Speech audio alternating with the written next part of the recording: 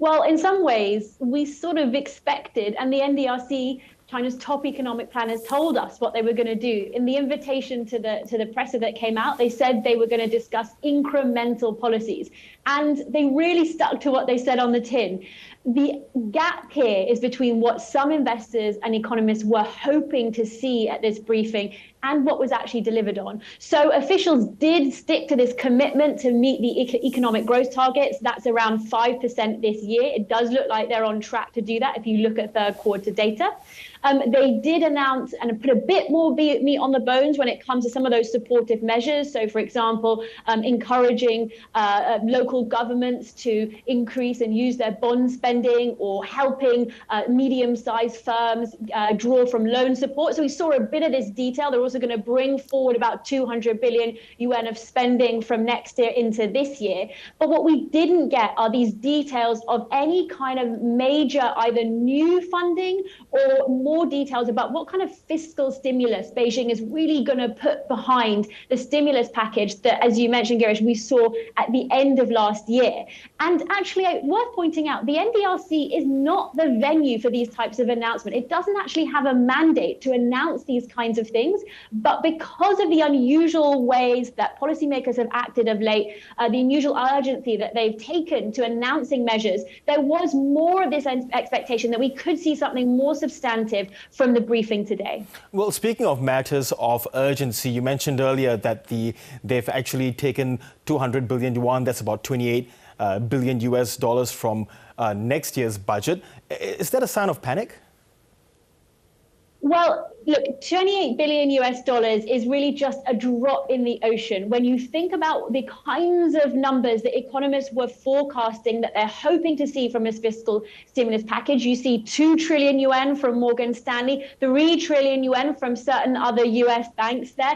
That has gone up to somewhere near 8 or 9 from other sort of economists, Chinese economists talking about what potential firepower Beijing could use. So in that context, 200 billion is in fact perhaps even a worrying sign for some investors who are kind of looking at that thinking, is that all?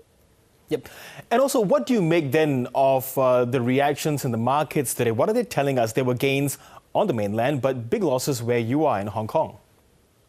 Yeah, absolutely. We were eyeing this really closely, essentially, to see China has been on holiday for about the past week with the Golden Week holiday. And so what we were watching for is whether or not the onshore markets would catch up with this big rally that we've seen in offshore markets, so in Hong Kong. And in fact, actually, although we came out the gates roaring with those onshore Chinese indexes, they hit near to 11% in one key index. They actually paired those by about halfway before the briefing had even finished. So that indicates the kind of recalibration that we were seeing even among the sort of more enthusiastic onshore Chinese investors. Offshore, we saw a much deeper recalibration. So stocks erased almost all of the gains that they have made up since we had that big stimulus announcement back at the end of last year. But just to put all of that into context, even though we've seen some of this disappointment today, not just in the stock space, but also in the commodities, many Chinese assets, particularly in equities, on the month returns are still seeing something around 25%. So although we've had this quite dramatic pullback in some areas today, contextually, we are still on track for one of the best months in a really long time for Chinese asset classes. Now, that National Development and Reform Commission that you were talking about said that there are downward pressures on China's economy and that they are increasing. What are those downward pressures? Well, some of the real thorny issues, in fact, perhaps the real thorny issue, Girish, is, as you mentioned in your intro, the problem of Chinese property. We are stuck and mired in a years-long crisis. Beijing essentially sought to pop its own market bubble. It cracked down on debt practices. But as a result, people, home buyers, homeowners have seen the price of their most valuable asset tumble somewhere between 10, 20, even 40% in certain Chinese cities.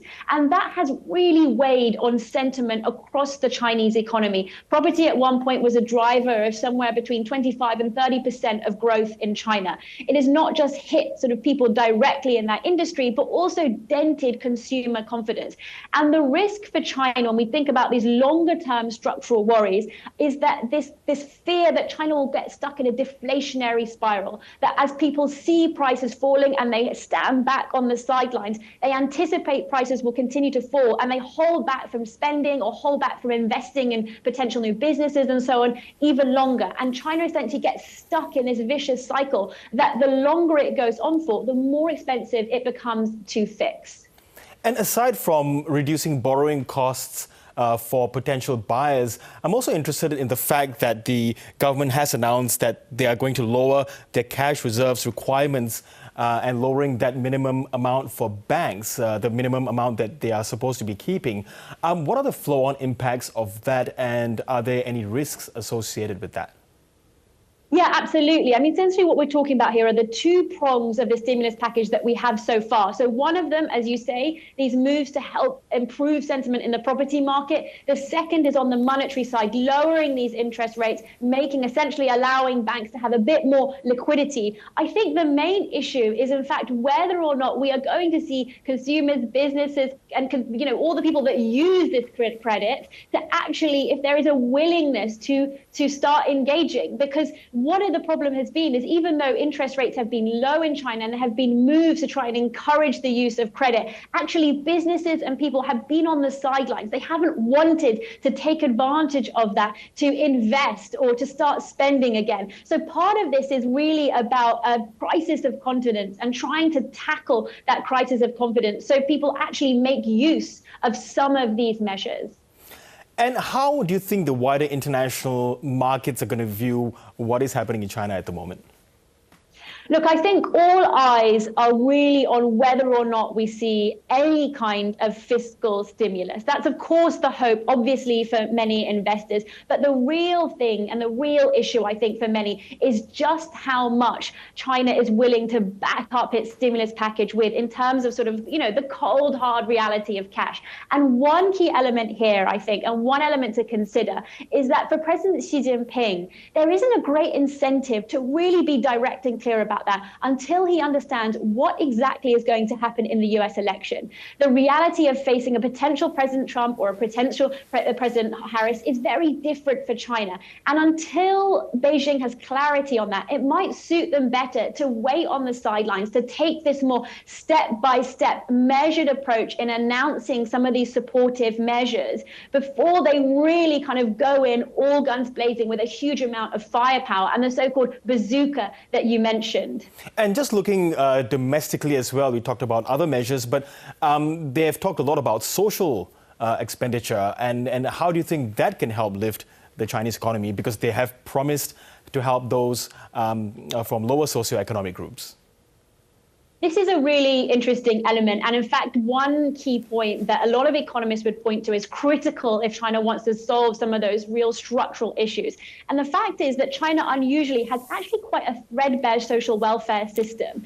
And so without that sort of social security net, people feel very insecure and therefore aren't particularly motivated to get out spending. Now, we haven't seen signs that Beijing is really considering any kind of sort of big upheaval or big reform plan when it comes to social welfare. We did hear mention, for example, of rare cash handouts before the holidays. We've heard of potential support for unemployment. And when you look, for example, at youth unemployment in August, that rose to a record high. The strains for people, not just young people, but people across China trying to understand and trying to sort of feel more confident and plan for their future, they are really quite considerable. And one worry is that this sort of economic malaise, starts to reverberate through the labor market increasingly too. Okay, Rebecca Choong, Wilkins in Hong Kong, thanks very much for making sense of it all for us. Thank you. My pleasure. Thank you for having me.